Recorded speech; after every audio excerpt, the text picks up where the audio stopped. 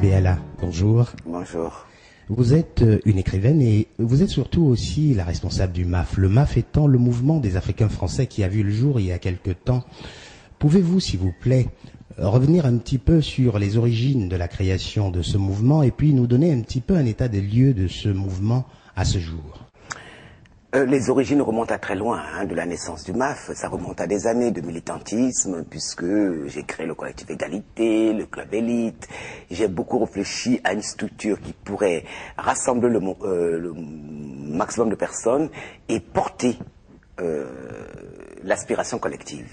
Et il m'est apparu tout à fait évident que une organisation telle le MAF était susceptible de fédérer, de porter l'aspiration collective et de réussite collective. C'est comme ça que c'est né. Et quel est l'état des lieux? Tout va très bien. Là, nous avons fait deux congrès déjà. L'année dernière, on a fait un congrès au Palais de Congrès de Lille. Et ensuite, nous avons fait un congrès au Palais de Congrès de Paris qui a été couronné d'un très grand succès avec la présence de près de 10 000 Africains français qui sont déplacés. Nous avons aussi reçu des dirigeants aussi bien politiques de droite que de gauche qui étaient dans la salle pour et d'ailleurs la présence de Hollande qui est venu aussi nous embrasser. Écoutez, le premier objectif du MAF, d'abord politique, était que les Africains français puissent avoir une influence peser électoralement en France. Donc nous avons fait inscrire les enfants sur les listes électorales. Nous avons tous voté d'une seule et même voix. C'était la première fois que les Africains français pesaient autant électoralement en unissant leur voix et à se faire entendre. Ça c'est la première chose. Et cet objectif par exemple est atteint et le processus va s'accélérer et s'accentuer lors des prochaines élections. Ça, c'est le premier point. Le deuxième point, c'est que nous prévoyons de présenter des candidats très rapidement au niveau des élections locales. Certainement que nous le ferons déjà pour 2014. On avait prévu de créer une maison de la culture africaine française. Cet objectif est en train d'être mis sur pied. Et nous espérons pouvoir inaugurer la première maison de la culture africaine française avant 2014. Avec les travaux et autres, nous espérons pouvoir, et si possible dans les 5 prochaines années, si nous avions les moyens et si les Africains français le veulent bien, nous allons pouvoir acheter plusieurs maisons, aussi bien à Paris qu'à Marseille ou à Lille ou à Nantes, etc., de manière à assurer une présence physique, corporelle, aux idéaux que nous portons. Parce que être africain français est aussi une identité qui prend ses racines en Afrique et qui trouve sa formalisation en Occident. C'est être un métis culturel. Et cette identité n'a jamais existé au sein de la société française. Et nous essayons de la faire exister, de la faire respecter. Nous avons une vision aussi du monde qui n'est pas forcément celle généralement propagée à travers les médias. Nous pensons que la France doit respecter les peuples, respecter la souveraineté des États, respecter la marche naturelle des peuples vers leur propre démocratie. Nous sommes contre la démocratie à bout de canon. Nous sommes contre tout ce qui s'est passé en Afrique entre 2010 et 2011, notamment en Côte d'Ivoire et en Libye. Nous estimons qu'il s'agit là de gestes inutiles et très meurtrières pour le continent. Nous pensons que l'Afrique doit avoir la France doit avoir des relations de partenariat avec la France et non des relations de soumission. Que l'Afrique doit se faire respecter, mais nous aimons également la France qui doit être respectée par les Africains. Et nous pensons que les actes qui ont été posés par notre pays en 2010 et en 2011 ne sont pas de nature à grandir l'image que notre pays se fait de lui-même. Donc ça veut dire très clairement que là, vous n'avez peut-être par exemple pas apprécié le discours de Dakar de l'ex-président Nicolas Sarkozy et puis un certain nombre de choses, un certain nombre de démarches en Afrique. Que lui reprochez-vous alors très clairement? Le manque de respect pour les peuples d'Afrique, nous reprochons cela à Nicolas Sarkozy, nous lui reprochons son manque de respect, son manque d'humanisme, son manque de vision paisible, fraternelle, des peuples du monde. Donc, pour nous, il était important qu'ils partent. C'est pour ça qu'au mouvement des Africains français, nous avons appelé à voter massivement pour Hollande. C'était dans l'objectif d'abord de faire partir Sarkozy. Nous en avions aussi assez de ces réseaux France-Africains entretenus par les uns par les autres. Et nous espérons beaucoup que le président Hollande ne tombera pas dans ce travers qui a fait beaucoup de mal, aussi bien à l'image de la France qu'à l'Afrique elle-même. Nous espérons que sera mise à mort un certain nombre de pratiques malsaines qui émaillent les relations entre la France et l'Afrique. Je vais vous donner un exemple. Quand on voit des dirigeants des pays africains de haut niveau venir s'aplatir en France pour être reçus, nous avons honte. Nous avons honte car un peuple est représenté par des dirigeants. Et si ces dirigeants n'ont pas de respect pour eux-mêmes, on ne peut pas respecter ce peuple-là. Nous avons vu récemment des exemples à La Rochelle où des dirigeants africains ont été capables de fabriquer des invitations, des fausses invitations, pour pouvoir, soi-disant qu'ils étaient invités, alors qu'ils ne l'étaient pas. Je veux dire qu'il s'agit là d'actes méprisables, mais qui portent atteinte à la dignité de tout le peuple. Et nous appelons ces dirigeants à avoir un peu plus de dignité. Au moins, nous les appelons à avoir de la dignité parce que ces dirigeants africains ne sont pas là pour séduire la France, mais sont là pour séduire leur peuple. Nous appelons souvent les dirigeants qu'ils méritent aussi par ailleurs. Et je ne vois pas la France en train d'imposer un dirigeant si tout le peuple se lève contre ce dirigeant-là. Il y a quelque part chez les Africains aussi un manque d'esprit sacrificiel qui permet au peuple, aux nations de se bâtir. Il n'y a pas de nation bâtie, construite, solide, sans le sens du sacrifice. Ce n'est pas à la France à aller faire la politique à l'intérieur des pays africains. Il appartient aux Africains eux-mêmes de le faire. Je ne connais pas un dirigeant qui pourrait tenir s'il avait 1 million d'hommes dans les rues. Je ne connais pas un dirigeant qui pourrait faire autrement que ce que son peuple veut, si ce peuple en est bien décidé. Il existe aussi, bien sûr qu'il y a la responsabilité de l'ailleurs, comme on aime à le dire, mais aussi une responsabilité collective à l'intérieur du continent qui explique cela. Les gens ne veulent pas prendre des risques. Les gens ne veulent pas se battre. Ils pensent que les choses vont se régler magiquement. Mais la France n'est pas là pour développer l'Afrique. La France est là pour le bien-être des citoyens français et c'est normal. Il appartient maintenant aux dirigeants africains, au peuple africain, à exiger de leurs dirigeants leur bien-être et à créer les conditions pour cela. Il ne s'est rien passé. Le mouvement des Africains français était un mouvement libre, autonome. Ce n'est pas un mouvement qui est là pour servir un parti politique. Je vais dire que nous pouvons aujourd'hui voter à droite comme voter à gauche. Tout dépend des contextes, tout dépend si nous sommes satisfaits ou pas. Nous ne sommes pas SOS Racisme et autres organisations qui sont en fait des embryons des partis politiques. Non, nous sommes là pour servir d'abord l'intérêt des Africains français et nous tenons à l'exprimer. Et c'est ce que nous faisons. Nous ne sommes pas une organisation de mendiants. Quand le MAF dit on va au palais de congrès, c'est payé par les adhérents du MAF. Eux-mêmes, nous avons une autonomie financière. Nous dépendons de personnes. Quand le MAF dit on achète une maison de la culture africaine française, on l'achète nous. Ce n'est pas un État ou un parti politique qui nous l'achète. Donc tout ça crée des conditions d'indépendance nécessaires à une organisation comme la nôtre qui se veut autonome, libre, digne et dans le 3e millénaire. Oui, en fait, pratiquement, je suis française depuis l'âge de 17 ans, on ne peut pas faire pire que ça. Ça, il faut quand même le dire, c'est-à-dire que je n'ai jamais joui pratiquement d'une autre nationalité que de celle-là. C'est une évidence. Ceci étant, je ne fais pas les choses parce que je suis d'origine africaine. Je fais les choses parce que je crois aux valeurs universelles. Je crois à l'égalité universelle. Je crois à la fraternité universelle. Bien sûr que j'ai un attachement, je dirais, viscéral au continent par rapport à l'histoire de ma famille, de mon peuple qui s'échelonne entre le peuple bamileke de l'Ouest jusqu'au sud du Cameroun. Donc, je suis un peu déjà, c'est une petite espèce de mélange presque antinomique. Hein, faudrait se le dire. Non. Cet attachement est aussi un attachement intellectuel. Je veux dire qu'on ne peut pas se sentir bien dans un monde où la grosse majorité des peuples sont pauvres alors qu'une minorité, dont je fais partie, vit dans le confort. C'est aussi un rôle intellectuel que je joue. Je pense que j'aurais la même attitude vis-à-vis des Chinois s'ils étaient maltraités. J'aurais la même attitude vis-à-vis des Sud-Américains s'ils vivaient des souffrances. Je pense que c'est inhérent à ma nature de défendre le plus faible.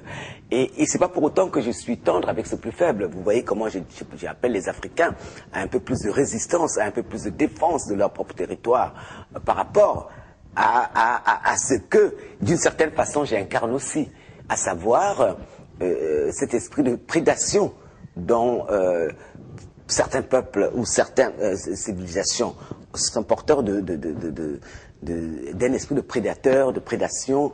Il faut que les Africains se protègent. Je ne sais pas comment les appeler à cela. Ceci étant, c'est aussi normal que je demande à mes compatriotes français, à mes concitoyens, d'avoir une attitude plus humaniste vis-à-vis des peuples d'ailleurs, vis-à-vis des Africains. Passe pas un regard hautain et méprisant et condescendant comme ils l'ont toujours eu. Je les appelle à avoir un regard plus humaniste, un regard plus respectueux. Et c'est ce que je fais en longueur de temps, c'est tout.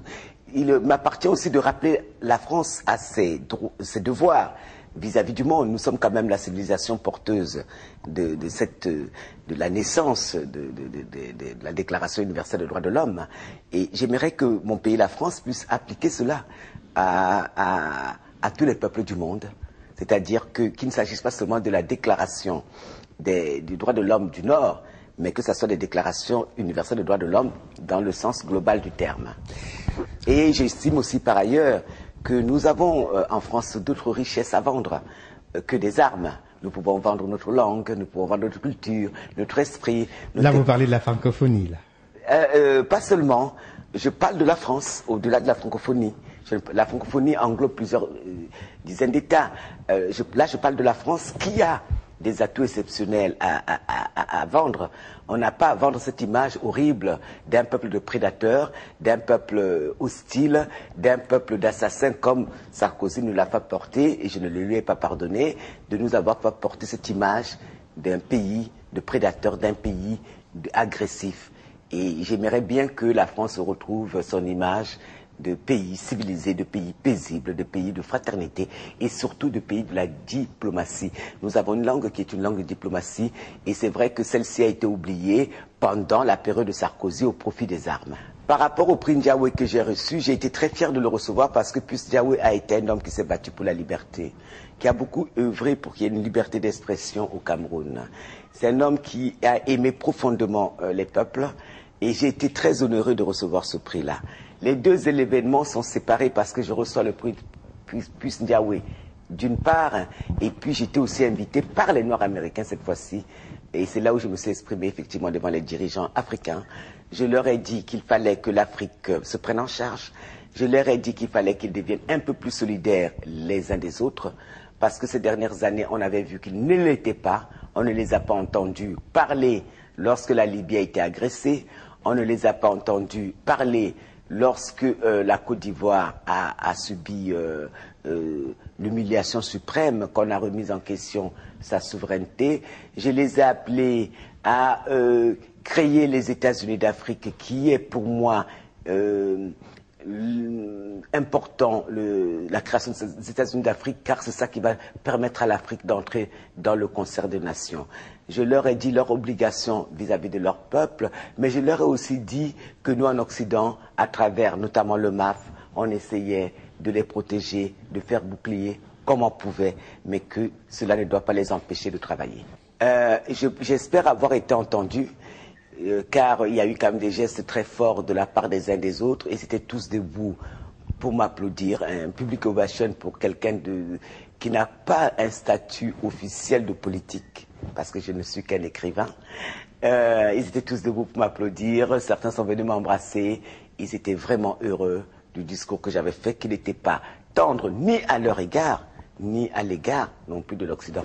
Parce que je ne suis pas une femme qui est de parti prise en fait.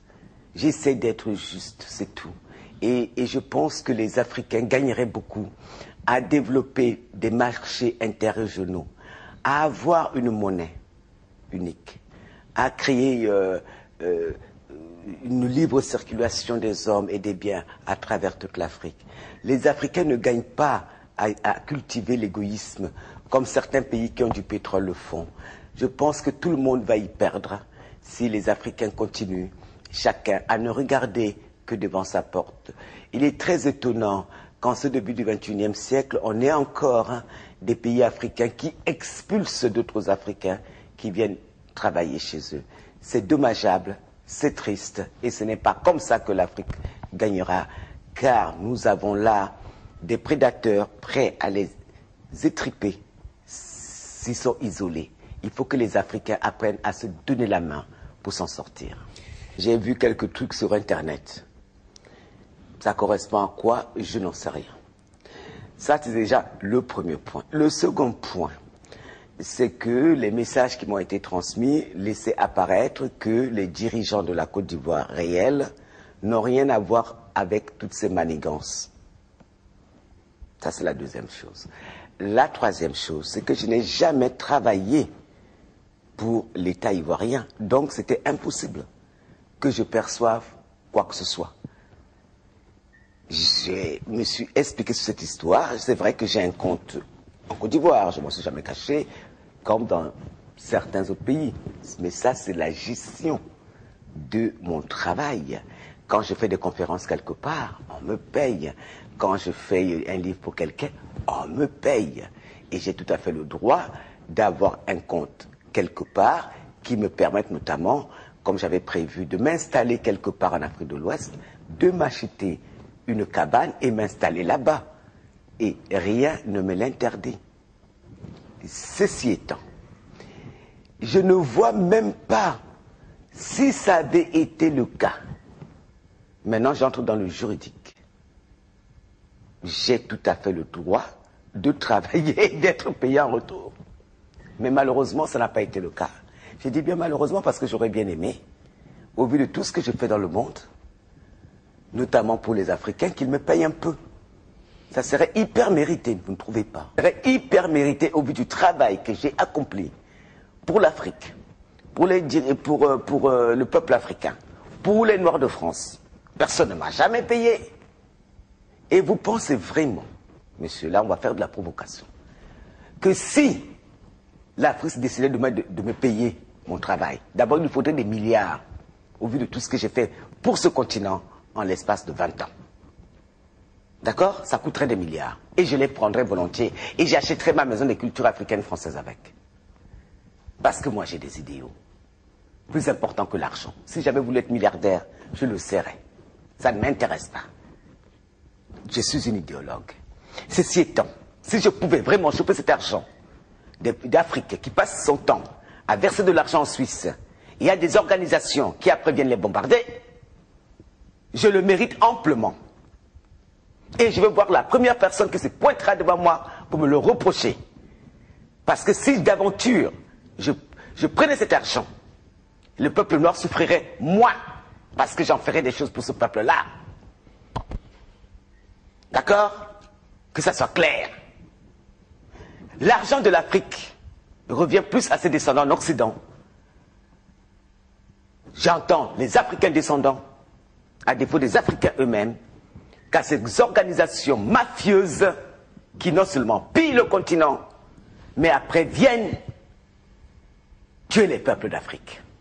Je le mérite, l'argent de l'Afrique.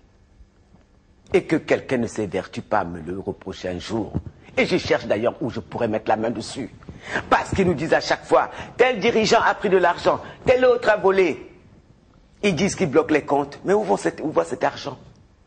Où va cet argent que soi-disant ils bloquent? Où est l'argent de Kadhafi? Où est l'argent de Mobutu? Je suis mieux placé pour prendre l'argent de Kadhafi parce que cet argent-là vient du pétrole appartenant à mes ancêtres. Pourquoi l'Américain lambda, qui n'a aucun lien avec l'Afrique, est-il habilité à prendre cet argent et non moi, descendant des Africains? Il faut à un moment donné arrêter ces absurdités d'accusation des Africains. Les Africains, n'importe lequel d'entre nous, et je vous invite, si vous avez le moyen de capter cet argent qui va mourir dans les banques suisses, prenez-les. Et que quelqu'un vienne vous accuser devant moi. Parce que c'est l'argent de vos ancêtres. D'accord, Calixte, nous sommes... On vient me demander à moi de me justifier pendant que les pilleurs d'Afrique sont là-bas en train de prendre milliards. Il y a des hommes et des femmes qui arrivent en Afrique, qui viennent d'ailleurs avec leur sac à main vide, leur petite valise vide. Quelques années plus tard, on nous dit qu'ils sont milliardaires. Où est le champ de cacao de leur père? Moi, je peux leur montrer où est le champ de cacao de mon père et de mes grands-pères et de mes ancêtres en Afrique. Où est le leur? Ce n'est pas parce qu'on va mettre des pagnes qu'on porte l'Afrique en soi. Je mets une robe, mais je porte l'Afrique dans mes tripes. Parce que quand on porte l'Afrique en soi, on ne peut pas accepter qu'un enfant africain soit tué pour prendre le pouvoir ou je ne sais pas quoi. Quand on porte l'Afrique en soi, il y a des actes qu'on ne pose pas contre ce continent. Et ces gens-là deviennent milliardaires et disent représenter l'Afrique. Que Dieu me pardonne. L'Afrique, c'est moi. L'avenir des Africains français dépend des Africains français eux-mêmes. Je ne suis pas quelqu'un qui fait des choses en disant que l'autre va venir nettoyer chez moi. À l'intérieur du mouvement, j'ai demandé aux Africains français de prendre leurs responsabilités, de s'engager, de se présenter aux élections, de créer de la richesse, d'arrêter de se geindre. D'ailleurs, ce que j'ai dit aux Africains français en France est valable pour les Africains en Afrique. Prenons nos responsabilités. Et c'est ce que nous sommes en train de faire. L'avenir va dépendre de ce qu'on fera du mouvement, de comment on va créer la maison, de comment certains d'entre nous vont oser aller aux élections. Parce qu'il faut qu'ils y aillent. Le pouvoir ne se donne pas, le pouvoir s'arrache. Et il faut que le peuple noir apprenne à arracher le pouvoir. Ça ne se donne pas. Moi, quand j'entends certains Africains ou certains m'écrivent me dire « Madame Beyala, quand est-ce que M. Hollande va venir nous libérer ?» Je leur dis jamais. Il ne viendra vous libérer. Soyons clairs là-dessus. Un peuple se libère par lui-même. Personne n'a jamais libéré personne. Ça n'existe pas dans l'histoire du monde. Si vous voulez vous libérer, si vous vous sentez opprimé, levez-vous et utilisez tous les moyens à votre possession pour vous libérer. Ayez l'esprit du sacrifice. Au moins les Africains français, nous l'avons. Quand nous décidons d'acheter une maison de la culture africaine française, nous ne sommes pas riches. Mais chacun va se dépouiller un peu de ce qu'il a pour que le collectif marche. Il est temps que les Africains apprennent une chose. Tant qu'ils n'auront pas en esprit que nous sommes dans un tout plus grand que nous-mêmes et que chacun va vouloir ne pas mourir, ne pas donner son argent, ne pas donner son temps, ne pas donner son énergie, on n'ira nulle part.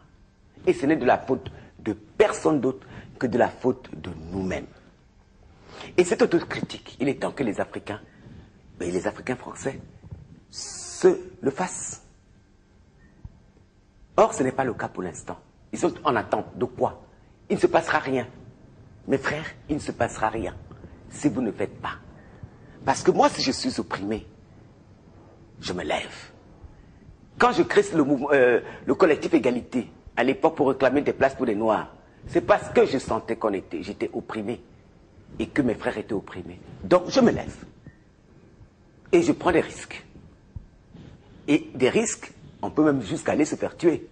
Il faut accepter le principe sacrificiel. Les nations occidentales se sont créées sur la base de ce sacrifice. Même la France aujourd'hui, s'il n'y avait pas eu des hommes, des femmes, des enfants qui ont sacrifié leur vie en faisant leur révolution, la révolution française, on n'en serait pas là. S'il n'y avait pas eu la commune, on n'en serait pas là. Le sacrifice fait partie du processus de la construction des identités des nations. Nous, on ne veut pas le faire. On demande aux autres de le faire. Pendant des années, j'ai vu, on n'avait pas de maison de la culture. Les Africains français ont passé leur temps à aller demander qu'on le leur construise. Mais personne ne va te construire ta maison. Tu dois te la construire ta maison. Ils réclament qu'on aille libérer l'Afrique. Mais personne n'ira libérer l'Afrique. Les Africains libéreront l'Afrique eux-mêmes s'ils le veulent. Pas en parlant, mais en agissant. Parce que ça fait des décennies qu'on les entend parler. moi je suis un révolutionnaire. Non, tu l'es. Pose l'acte. Tu n'es pas content du régime. Lève-toi. Déjà à l'époque, j'ai réécouté récemment Fela Ramson Kuti. Tout ce que j'ai dit, elle le disait déjà. Ça veut dire que c'est un comportement chez nous récurrent. Le refus du sacrifice. Donc on ne bâtira jamais de nation tant qu'on ne l'aura pas. Tout le monde va arriver à Dieu, personne ne veut mourir. Et c'est très spécifique à notre culture. Et c'est ça qui est dommage.